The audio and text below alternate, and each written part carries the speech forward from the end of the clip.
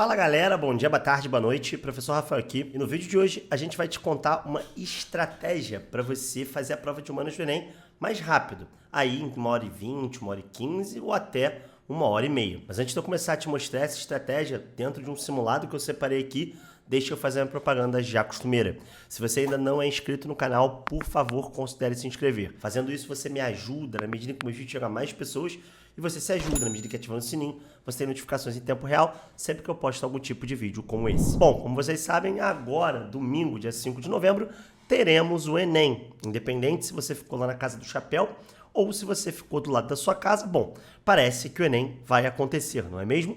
E tendo isso em vista, muitos de vocês têm me perguntado lá no Instagram, na @prof.rasfael, estratégias de prova para vocês fazerem a prova de humanas mais rápido. Tendo em vista essa pergunta, eu separei aqui um simulado de uma aluna minha do meu curso, do Plano do Gabarito, para analisar com vocês e falar um pouquinho sobre a necessidade de você ter uma estratégia adequada para a prova de ciências humanas do Enem. Então, sem mais delongas, vou levar vocês para dentro do meu PC para que a gente consiga comentar um pouco essa prova e para que a gente consiga aí ver o simulado e ver como é que você vai fazer para realizar esta provinha. Vem comigo. Bom, estamos aqui dentro do meu glorioso PC para te mostrar e falar um pouquinho sobre estratégia, tá? Essa prova aqui é do Enem 2015, então por isso que as questões estão do 1 ao 45. O primeiro ponto, quando a gente fala de estratégia de prova, é o seguinte, tá? A gente precisa que você consiga fazer essa prova toda inteiramente com calma, pelo menos uma vez. Isso significa dizer, portanto, que isso serve para se você estiver acertando 31, 38, 15 questões, que há um princípio muito simples na prova de humanas. Qual é esse princípio? A prova de humanas é dividida entre questões fáceis, médias e difíceis. Sendo assim, então, você precisa fazer a prova inteira, pelo menos uma vez, para que você consiga fazer com calma todas as questões que são fáceis e médias. E para que você não perca tempo com as questões difíceis e chegue, por exemplo, sei lá, aqui na questão 45 e não consiga fazê-la, tendo que chutá-la e depois vendo que ela era uma questão fácil, que você acertaria. Então, o primeiro ponto é o seguinte: quando você esbarrar com uma questão difícil, Rafael, como é que eu sei que a questão de humanas ela é uma questão difícil? Bom, se você lê o texto uma vez e não consegue entender nada, se você vê as opções e não consegue entender, se você tem que reler o texto uma segunda vez, cara, essa já é uma questão difícil. É bom você já marcar aqui na sua prova um não sei, ou ainda, né, fiquei em dúvida entre duas ou mais opções e pular para a próxima questão. Por quê? Muitas vezes, vocês que dizem que demoram muito tempo para fazer a prova de humanas do Enem, que a prova de humanas do Enem ela é gigantesca e que são muitos textos e que você não consegue ler a prova, isso acontece especialmente porque você não está pulando questões que você não sabe. Então, o primeiro ponto é, não conseguiu fazer, não conseguiu validar o gabarito a partir do texto base e a partir do comando, cara, pula essa questão. Porque você vai fazer nessa primeira passada da prova só as questões que são fáceis e médias. Ah, Rafael, mas eu vi na internet que se eu pegar uma questão que tem texto pequeno ou uma questão que tem imagem, elas são as mais fáceis. E aí, cara, eu vou precisar te falar o seguinte: do ponto de vista de quem estuda a prova de humanas do Enem, esse critério não faz o menor sentido. Você tem questões com texto pequeno que são muito difíceis, você tem questões com texto grande que são muito fáceis e você tem questões com imagem que são fáceis e difíceis. Então não existe nenhum critério que associe tamanho de texto à dificuldade da questão. Basta você me seguir lá no Instagram que eu sempre mostro as questões mais difíceis e mais fáceis da história do Enem. E todas elas têm textos grandes ou pequenos. Quem vai determinar a dificuldade da questão é você, na hora de ler o texto base e entender ele. Entender isso é muito importante para que você não fique perdendo tempo nessas questões, porque você tem um bom manejo de tempo para fazer a sua prova. O segundo ponto é que as questões que você encontrar como mais fáceis, você vai ter que marcar elas com um Gzinho ou com qualquer outra letra, né? Como garantida. Isso vai ser muito importante para que você faça algo que a gente chama de mapa de prova, que é, lógico, um mapa que você vai fazer na contracapa da sua prova. O Enem, como vocês sabem, vou pegar isso aqui para exemplificar, ele tem a folha da frente, né, que vem Enem 2022, que é aquela que está na frente. Esse simulado ele não tem porque a menina que me enviou para analisar, ela cortou, né, a capa, mas tem a capa aqui, vamos supor que a capa seja isso aqui, e ela tem a contracapa. Você pode fazer o teu mapa de prova na contracapa. Nesse mapa de prova, você vai botar os seguintes dizeres aqui que eu já preparei de antemão. Você vai botar letra A, letra B, letra C, letra D e letra E.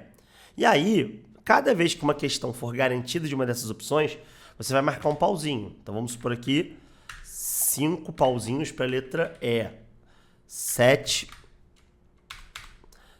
pauzinhos para a letra D, e assim vocês entenderam, né? Sucessivamente, para esse vídeo não ficar gigantesco. Isso vai ser muito importante para depois, quando você der a segunda volta na prova. Uma vez que você tenha chegado à questão 90, nesse caso aqui do Enem de 2015, a questão 45, você vai passar uma segunda vez para tentar aumentar suas chances agora de acerto ao acaso. Uma vez que você já botou, que você estava em dúvida, que você não sabia cada uma dessas questões, o que você vai fazer agora é tentar refazer as questões que você teve dificuldade. E aí é muito importante você ter uma atenção especial ao tempo. Ah, Rafael, mas por quê?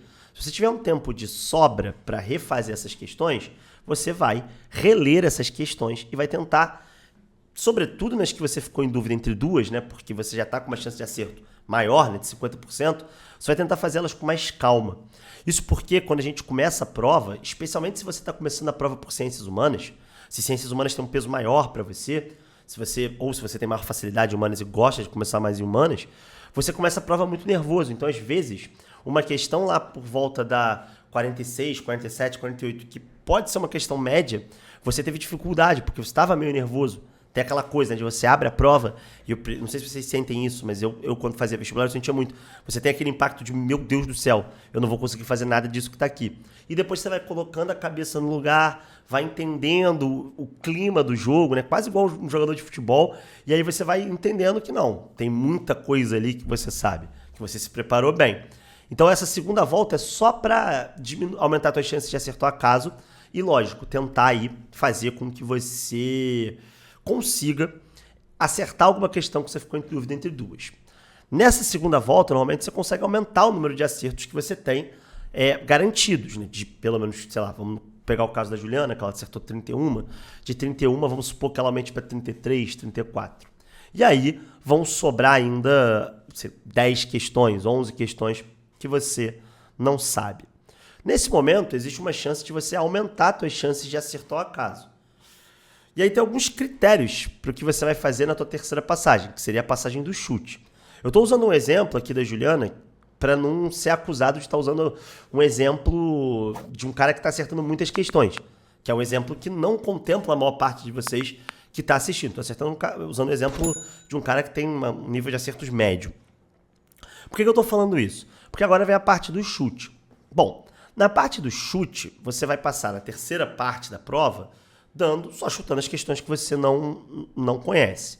E aqui, na primeira e na segunda parte, você já provavelmente eliminou várias alternativas que você considerou como estapafúrdias, como ridículas, como alternativas sem sentido. Por que eu estou falando isso? Porque você não deve marcar essas alternativas que você considerou estapafúrdias sem sentido. Ah, Rafael, mas eu sei, eu não vou marcar uma alternativa estapafúrdia. Mas preste atenção. Nesse caso aqui, tendencialmente, para você aumentar as suas chances de acerto, você teria que marcar tudo letra E. Por quê? Porque a letra E apareceu menos, então a chance de faltarem mais questões sendo letra E é muito grande. O problema aqui são dois. O primeiro, se você tiver um número baixo de acertos, essa estratégia tende a fazer menos efeito. Se você tiver um número mais alto de acertos, ela tende a fazer mais efeito. O segundo problema disso aqui é o seguinte, é que se em algumas questões a alternativa E for absurda e você marcar, você provavelmente vai errar.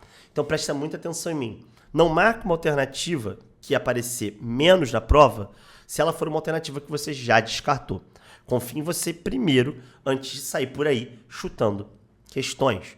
Então aqui, por exemplo, se vamos supor uma questão que ela chutou a 43, aparecesse menos letra E a letra E ela tivesse achado que é um absurdo e ela marcasse a letra E, ela erraria essa questão. E aí um segundo critério que se junta a esse primeiro, na hora de chutar, além de eliminar as alternativas absurdas, é você também eliminar grandes sequências de letras seguidas. Então tem aqui, vamos supor, né, a questão 42, vamos supor que as 42, a 43 e a 44 fossem todas letra C, letra E, tá?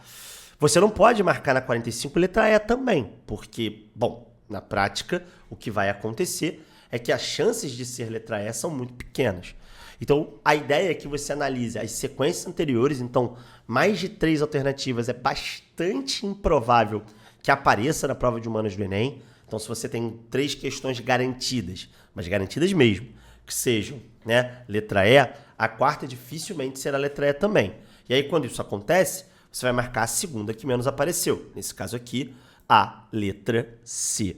Fazendo isso, você aumenta consideravelmente a quantidade de acertos que você vai ter casualmente, ou seja, que você vai ter chutando.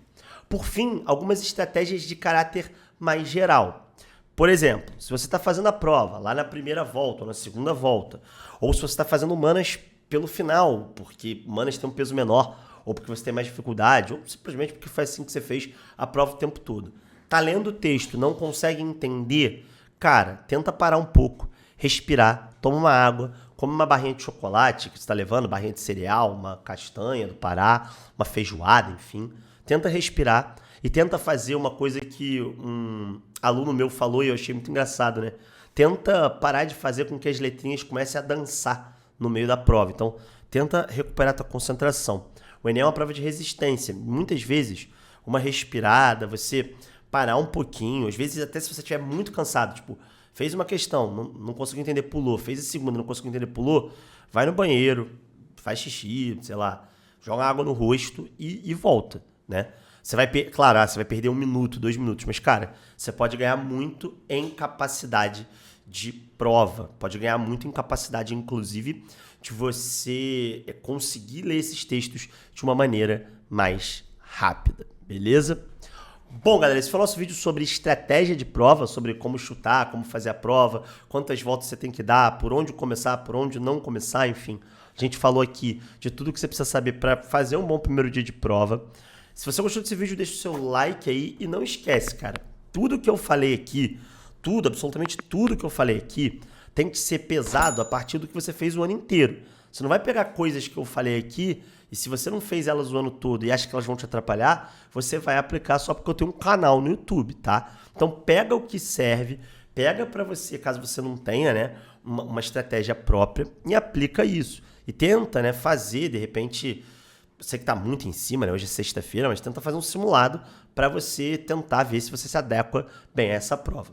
E um outro ponto também, sobre por onde começar a prova, vocês viram que eu não especifiquei isso, cara, comece a prova por onde você se sentir mais à vontade.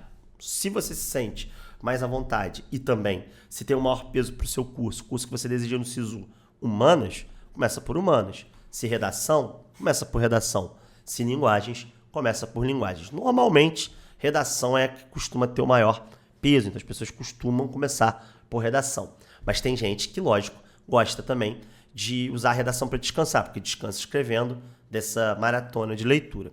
Então faça a sua estratégia de prova não só com base nesse vídeo, mas também com base naquilo que funciona para você. E no mais, a gente vai te desejar aqui uma boa prova e que você arrase com a sua estratégia de prova. É isso, galera. Um forte abraço para os senhores e para as senhoritas e a gente se vê na próxima.